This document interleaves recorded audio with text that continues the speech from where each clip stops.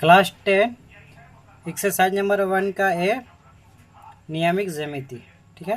Question number 5वां का दूसरा, यदि बिंदु ए बी सी और डी के निर्देशांक क्रमशः 2 -2 8 4 5 7 और -1 हो तो सिद्ध कीजिए कि ए बी बराबर सी डी। पहला सवाल इसका बी है कि ए डी बराबर बी सी, और तीसरा सवाल है कि ए सी बराबर बी डी। तो हम यहाँ सबसे पहले ए का हल करेंगे, सवाल नंबर ए का हल करेंगे। तो ए बी में क्या, ए का में क्या कह रहा है कि ए बी बराबर सी डी। तो ए बी से लेंगे, क्या ए बी से लेंगे हम, तो ए वाला x1 और y1 हो गया। तो x1 हमारा क्या हो गया 2 और y1 हमारा क्या हो गया, x2 हमारा क्या हो गया 8, y1 हमारा क्या हो गया -2, y2 हमारा क्या हो गया 4। और सी और डी, सी में हमारा x1 हमारा हो गया कितना 5 और x2 -1 और y1 7 y2 1। क्लियर हो गया। वही फार्मूला लगाएंगे, है ना। यहाँ पे क्या कह रहा है ए बी बराबर सी डी, तो फार्मूला लगाएंगे दोनों में सेम टू सेम। क्लियर हो गया। फिर यहाँ पे मान पुट कर देंगे ए बी वाला में जो आया है वो वाला मान यहाँ पुट कर देंगे, और जो सी डी में आया है वो मान इधर पुट कर देंगे। ठीक है। और फिर दोनों तरफ क्लियर करते चले जाएंगे। सोल्व करने के बाद दोनों तरफ आया कितना 72, रूट में 72 और इधर भी रूट में 72 आ गया, तो दोनों तरफ बराबर हो गया। तो ये ए बी बराबर सी डी प्रूव्ड हो गया। अब सवाल नंबर बी में चलेंगे। तो सवाल नंबर बी में क्या कह रहा है ए डी बराबर सी डी, ए बी बराबर सी डी। तो ए डी ए और डी लेना है। तो ए वाला हमारा x1 हो जाएगा और डी वाला हमारा x2 हो जाएगा। ए वाला हमारा y1 होगा और डी वाला हमारा y2 हो जाएगा। ठीक है ना। तो इसी प्रकार से इसको भी हल करते चले जाएंगे, है ना। अभी यहाँ पे क्या कह रहा है कि ए डी बराबर बी डी, ए डी बराबर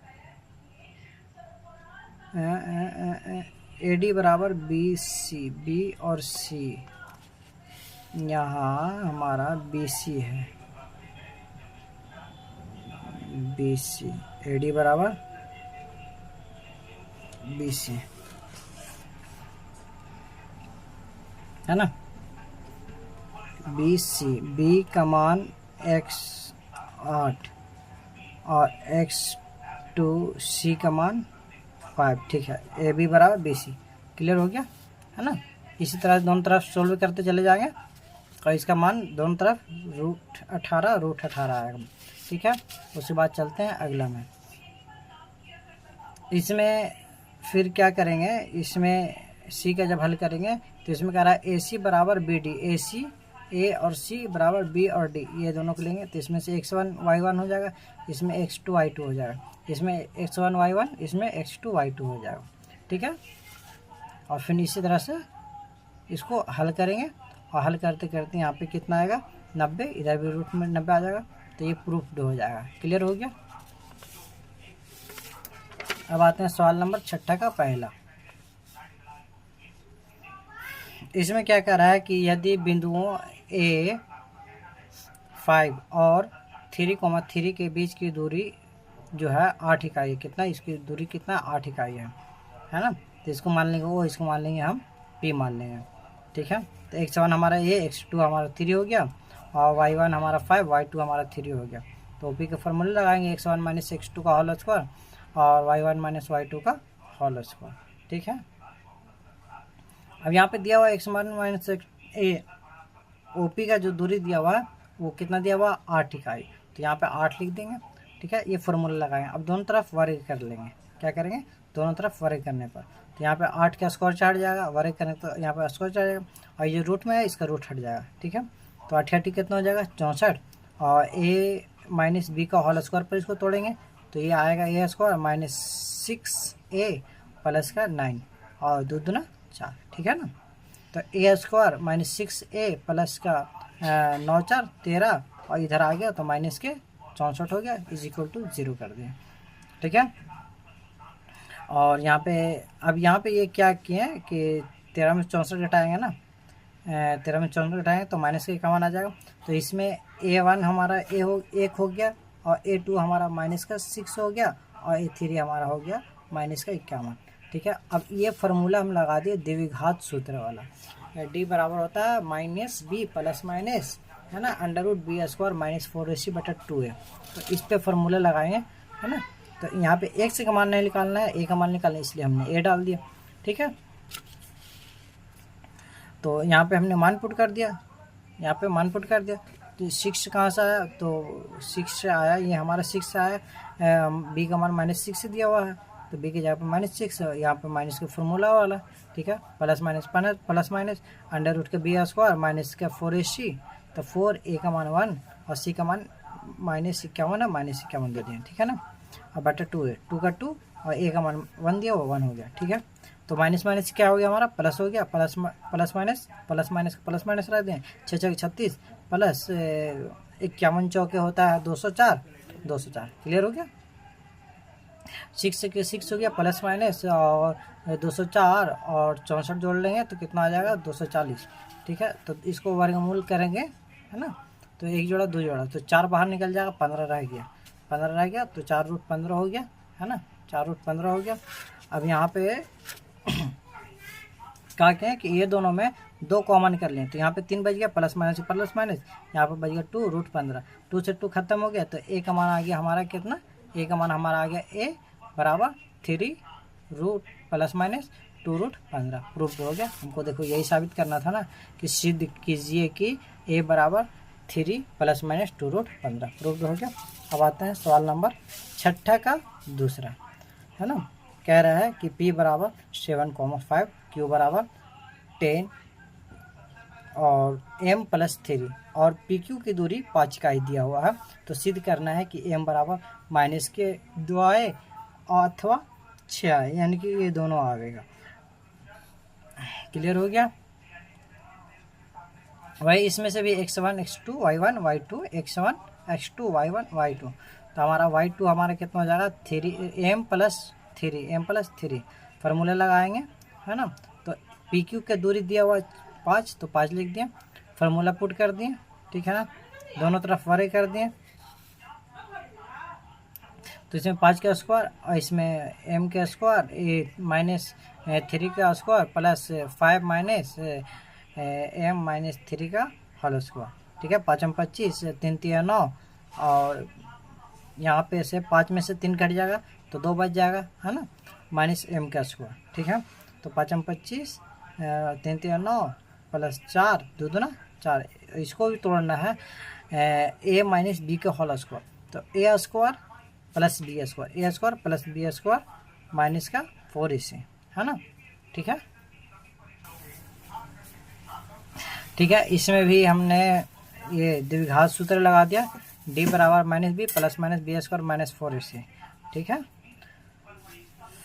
तो यहाँ पे a हो गया, a का मान 1 हो गया और b का मान -4 हो गया, b स्क्वायर यहाँ पे -4 का स्क्वायर कर देते हैं, तो माइनस में रहेगा तो स्क्वायर से बाहर निकलेगा तो सेम आ जाएगा, तो इसलिए हमने माइनस नहीं दिया। ठीक है ना, और -4ac, c का मान हमारा -12 है, इसलिए हमने यहाँ पे -12 लगा दिया, minus minus plus 4 plus minus 4 चौके 16 प्लस 12 चौके 48 प्लस में, और प्लस 16 और 48 हो गया 64, है ना, 16 48 कितना हो गया, 64 हो गया, और 64 8 का वर्गमूल 38 64 होता है। तो अब यहाँ पे क्या करेंगे, प्लस के लेंगे तो हो जाएगा 4 और 8, 8 4 12, 12 के 2 से काट देंगे तो आगे 6, अगर माइनस के लेंगे तो 4 माइनस के 2 काट देंगे तो आएगा माइनस के 4, तो माइनस के 2 आ गया।